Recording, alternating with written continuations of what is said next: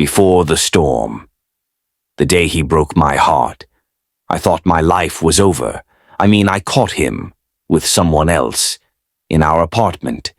4 years together, gone in seconds. I couldn't eat, couldn't sleep, couldn't even look in the mirror without crying. But here's the part nobody talks about. The moment your heart shatters is the moment your life cracks open. Because when I finally hit rock bottom, I found something I didn't know I had. Me. I started walking, then running, then traveling, then creating.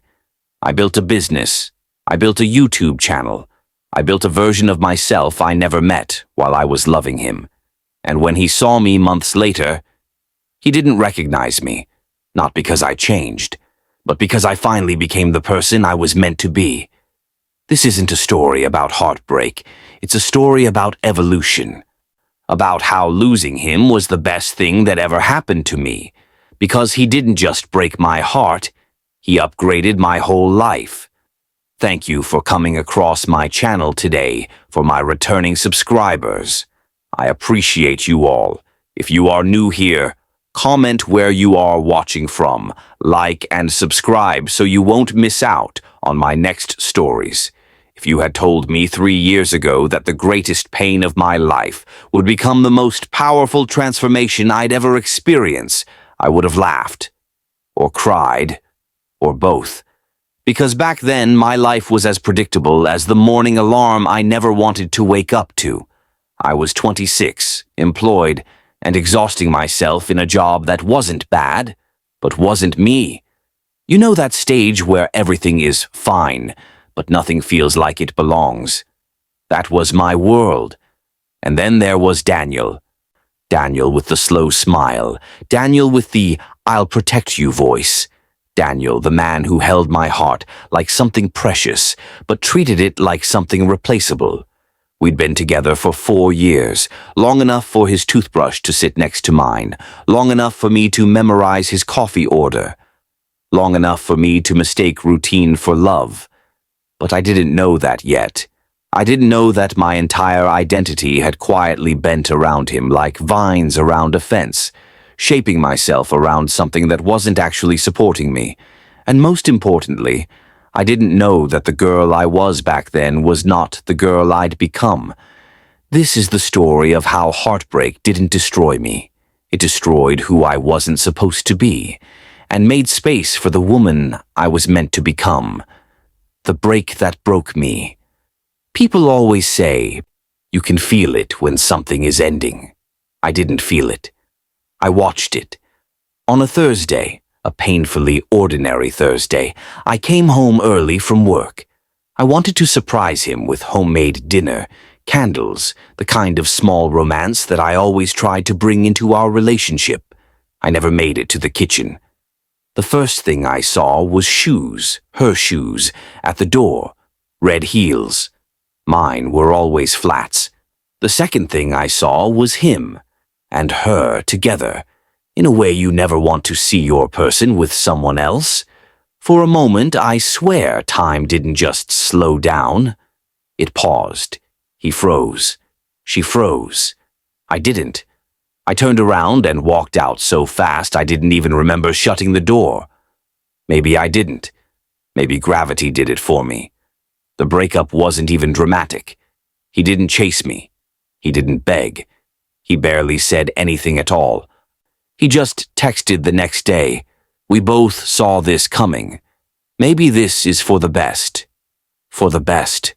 4 years. For the best. I stared at my phone until my vision blurred, like the tears were trying to erase his words before they could reach my heart. But they did. Every syllable carved itself into me like a goodbye etched with a knife. And in the weeks that followed, the world became heavy. I stopped eating, stopped sleeping, stopped believing anything good was coming. Heartbreak is a strange thing. It doesn't kill you, but it makes you wish you could stop feeling long enough to breathe. I was drowning in silence, drowning in memories, drowning in a life that suddenly felt like a stranger's. But that's the thing about rock bottom. It leaves you no place to go but up. The day everything shifted. Healing didn't start with therapy, or journaling, or inspirational quotes, even though I saved 100 of them. It started with a broken lamp. 3 weeks after the breakup, I knocked my bedside lamp to the floor. It shattered into pieces that scattered across the room like stars that had lost their shine. For some reason, I just stared at it. And then I said out loud to an empty room, "Either you stay here broken, or you fix something, even if it's just a lamp." It wasn't a motivational moment, it was a survival moment. So I swept up the pieces, and then I cleaned the entire room, and then I opened the blinds, and then I showered, and then I finally looked at myself in the mirror. Really looked. My eyes were swollen, my hair was a mess. My sweatshirt was 5 days old, but underneath all that was someone I hadn't seen in years. Me. Something inside whispered, "He didn't choose you, but you still can." That day became the first step. Becoming someone new, I started small. Day 1, I walk, just walk. So I walked around the block, then 2 blocks, then 3. Day 2, I eat something real. I made scrambled eggs, burned them, ate them anyway. Day 3, I do one thing you promised yourself years ago. I opened a notebook and wrote the title, "Things I Want in My Life." Not things Daniel wanted, not things my parents wanted, not things society said I should want. Mine. My list was simple. Travel, start a business, get fit, make videos, be fearless, love myself more than I ever loved him. The last one made me cry, because I realized I didn't. Not even close. The glow-up begins. Healing didn't make me better overnight, but change becomes addictive once you start tasting tiny victories. I went to the gym, not to get a revenge body, but to get a ME body. At first, I couldn't even hold a plank. 30 seconds felt like an eternity. But every day I pushed. Eventually, my reflection changed. Not just physically, emotionally. I began to look strong. And then I began to feel strong. I started a side hustle. I'd always wanted to start a small online shop selling journals. So I did. It made $0 the first month, $8 the second, $450 the third. And then it kept growing. I traveled solo. My first stop was a cheap ticket to Lisbon. I was terrified, but I learned something magical. When you travel alone, you meet parts of yourself you never knew existed. Confidence, curiosity, courage. They were all waiting for me on the other side of fear. I started a YouTube channel, just me, talking honestly about healing, growth, and becoming someone new. My first video got 31 views, my second got 112, my third hit 10,000. People resonated with the girl who was breaking but rebuilding. People resonated with real. And suddenly, I wasn't alone anymore. The universe pays you. Back 6 months after the breakup, I didn't even recognize my own life. I had muscles. I had money I earned myself. I had stamps in my passport. I had an audience. I had dreams that were no longer just ideas, but actions. And then I bumped into Daniel at a grocery store of all places. He looked the same. I didn't. His eyes widened when he saw me. Not in recognition, in surprise. Like he wasn't expecting me to glow. We talked awkwardly. He mentioned his new relationship wasn't working. I nodded politely, pretending not to notice the irony. Then he said it. "Wow, you look amazing." I didn't realize. I stopped him gently. I didn't realize either, until I had to. The look on his face was priceless. Not because he regretted losing me, but because he finally saw what I was always capable of. When I walked away, I didn't feel revenge, or satisfaction, or triumph. I felt gratitude. Because if he hadn't broken me, I never would have fixed myself. Becoming the woman of my own story. Some people think self-love is just bubble baths and positive affirmations. But real self-love is accountability. It's discipline. It's saying no to the old version of yourself, even when she feels familiar. My life didn't upgrade because someone hurt me. It upgraded because I learned how to get up. I learned boundaries. I learned independence. I learned ambition. More importantly, I learned that heartbreak is not the end of your story. It's the beginning of your rebirth. The unexpected success. My YouTube channel exploded almost overnight. The video that changed everything was titled, "He didn't just break my heart, he upgraded my whole life." Yes, the same title you're reading now. It hit 1 million views in a week. Not because it was polished, not because it was perfect, but because it was honest. Because there's a strange kind of strength in vulnerability. People see themselves in your cracks. Suddenly, brands reached out. I gained thousands of subscribers. My journal sales tripled. People emailed me saying my story helped them leave toxic relationships, start businesses, hit the gym, travel alone. My pain became someone else's permission, and that's when I realized something wild. Daniel didn't break my heart. He broke the cage I was living in. The new love. A year after the breakup, something happened I never expected. I fell in love again, with someone who didn't heal me, because I had already done that myself. His name is Leo. I met him on a solo trip in Bali. He was reading a book at a cafe when I accidentally spilled coconut water on his table.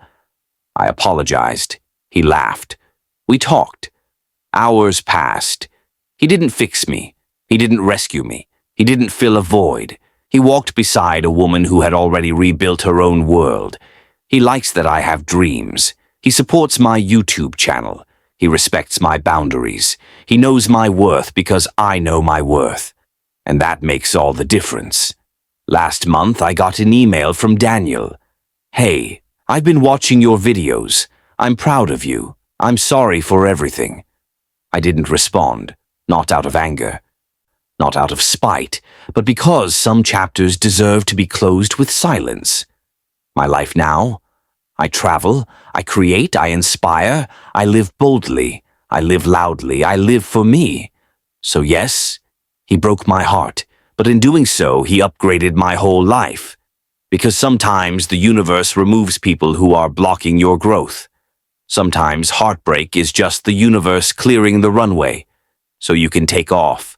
If you're reading this, or narrating this, here's the truth people need to hear. You don't rise when life is easy. You rise when life forces you to. Heartbreak isn't just an ending. It's an awakening, a reset, a revolution inside your chest. Someone walking out of your life might be the very moment you walk into yourself. And when you share that journey, honestly, vulnerably, passionately, people don't just watch. They follow. They connect. They grow with you. Just like I did. Just like you will. The life I never thought I'd live. 1 year after the breakup, my life had blossomed into something almost unrecognizable. New love, new confidence, new purpose. But here's what no one tells you. After the glow-up, the real test begins. People think once you rebuild yourself, life becomes perfect. It doesn't. It becomes bigger, which means the stakes get bigger too. Opportunities grew, but so did the pressure.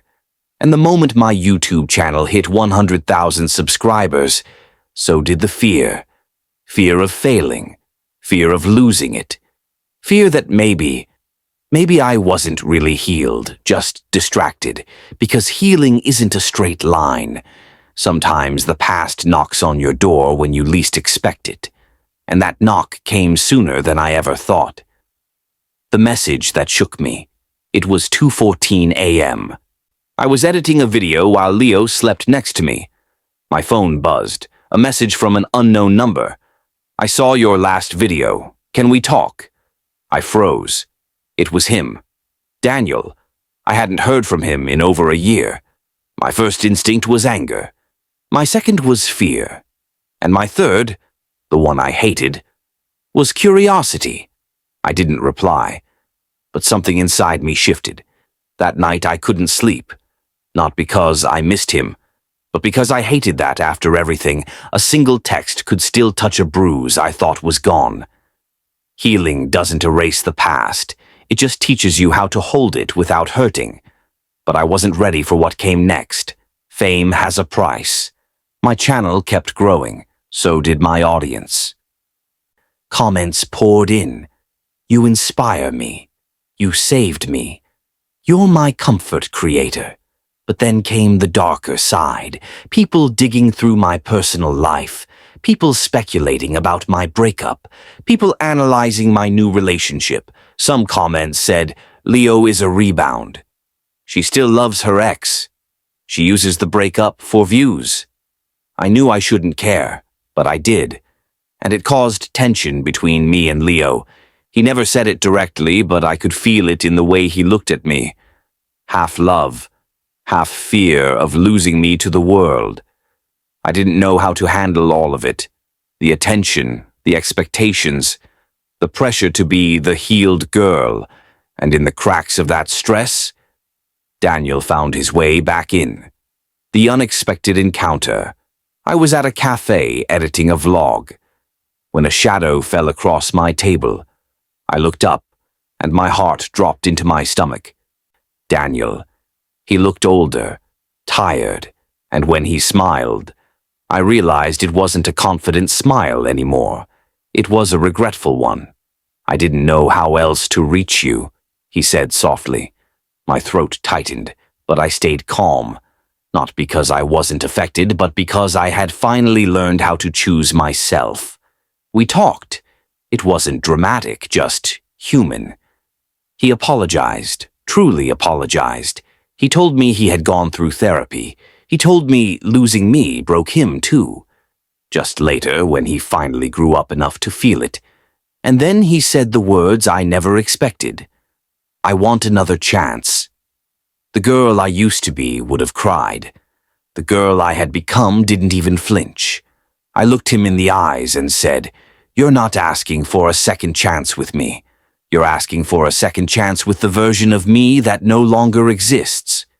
He exhaled, slow, defeated, understanding. And that's when I realized something so profound it shook me. He wasn't the villain anymore. He was just someone who no longer belonged in my story. When healing gets tested. I walked away from that cafe feeling both lighter and heavier.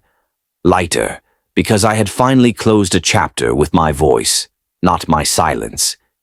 Heavier, because what came next scared me. I didn't know how to tell Leo, not because I did anything wrong, but because honesty is terrifying when you care about somebody. That night I sat beside him and told him everything. The message, the cafe, the apology. I expected anger, jealousy, insecurity. But Leo surprised me. He held my hands and said, Thank you for telling me. I don't care about your past. I care that you choose me in your present. In that moment, something shifted inside me. Healing isn't just letting go of the past. It's choosing someone who turns your future into a safe place. When you level up, life tests you again. A month later, something changed in me. My content evolved, my storytelling deepened, my confidence grew roots. Because for the first time in my life, I didn't wake up wanting someone else to validate my value. I woke up knowing it. And then, my biggest opportunity arrived. A major brand reached out. A life-changing partnership. A door I never imagined would open for someone like me. And do you know who I thought of first? Not Daniel, not Leo. Me, the girl who walked away from a broken lamp and decided to fix her life instead. Part 2 of my story wasn't about heartbreak anymore. It was about identity, responsibility, growth, power. And the realization that the biggest upgrade wasn't my life, it was me. If you want the YouTube script version, I can deliver it next. My life began moving faster than I could process. The brand deal I'd landed? It wasn't just big, it was life-changing. My YouTube channel passed 300,000 subscribers. My journal business sold out for the first time. People recognized me on the street. My inbox overflowed with messages from strangers telling me my story saved them. And the most surreal part? I wasn't pretending anymore. I wasn't acting confident. I was confident. My glow-up wasn't a phase, it was a lifestyle. But here's the truth. No influencer tells you. Success doesn't come alone. It comes with shadows. Shadows in the form of pressure. Shadows in the form of expectations. Shadows in the form of people who don't want to see you shine. And my biggest shadow arrived quietly. Jealous hearts Leo supported me. He was proud of me. He told me every day. But I could feel the shift in his energy. A subtle insecurity growing like a hairline crack in a window. It wasn't his fault. He never asked for fame. He never asked to date someone publicly. But suddenly my DMs were full of attention. Men I didn't know. Men I used to know. Men who wanted to collab. Men who wanted more.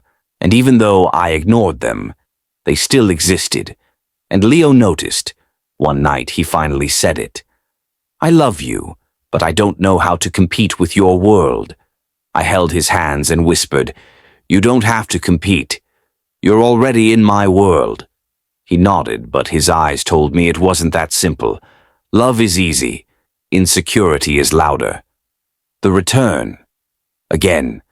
Just when I thought Daniel was gone for good, life played another cruel trick. My email pinged with a collaboration request from a production company for a new docu-series about women who reinvented their lives. When I scrolled down the team list, my heart stopped. Daniel's name was on it. Apparently, after therapy and time away, he'd pivoted into behind-the-scenes creative work. Part of me felt sick. Part of me felt nothing. Part of me felt curious. I didn't reply to the email for 3 days, but they were offering something huge, a feature on a major streaming platform, the kind of opportunity people dream of. I knew I couldn't say no out of fear, or out of history. So I replied, I'm in. Under one condition, Daniel and I don't work directly together. They agreed, but I knew the universe was testing me again. Sometimes the past doesn't come back to tempt you. It comes back to see if you're really healed. Cracks in the foundation. As filming began, the pressure intensified. Long shooting days, public attention, more brand deals, more expectations. Leo tried to be supportive, but I could feel him slipping. He hated the cameras. He hated the public comments. He hated that I had to pretend to show confidence even when I was exhausted. And one night, he finally broke. It's like the world owns you now, he said quietly. Not me. Not us. Everyone. I felt a sting I didn't expect. Because deep down, I worried he might be right. Not because I didn't love him, but because success had momentum, and I didn't know how to slow down without losing everything I had built. The girl who used to fear being alone was suddenly afraid of losing herself. The conversation I didn't expect. Halfway through production, Daniel requested a 5-minute meeting with me, for professional reasons. My stomach knotted, but I agreed. When he walked in, I barely recognized him, not because he looked different, but because I did. I wasn't the girl he cheated on. I wasn't the girl who begged for answers. I wasn't the girl who cried in silence. I was a woman with purpose. He cleared his throat, nervous. I just wanted to say, I'm proud of what you've done, and I needed to tell you something before this project finishes. I stayed silent, letting him speak. I didn't break you because I didn't love you. I broke you because back then, I didn't love myself, and you deserved someone who did. His voice cracked. For the first time, I saw genuine accountability. Not excuses. It didn't hurt. It didn't shake me. It didn't tempt me. It just closed the final door quietly, and for the first time ever, I felt 100% free. Not from him, from who I used to be with him. The moment that changed everything. When the docu-series aired, something unbelievable happened. My following exploded. 500,000, then 700,000, then 1,000,000. Interviews, podcasts, magazine features, invitations to speak at events. I should have been ecstatic. I should have been celebrating.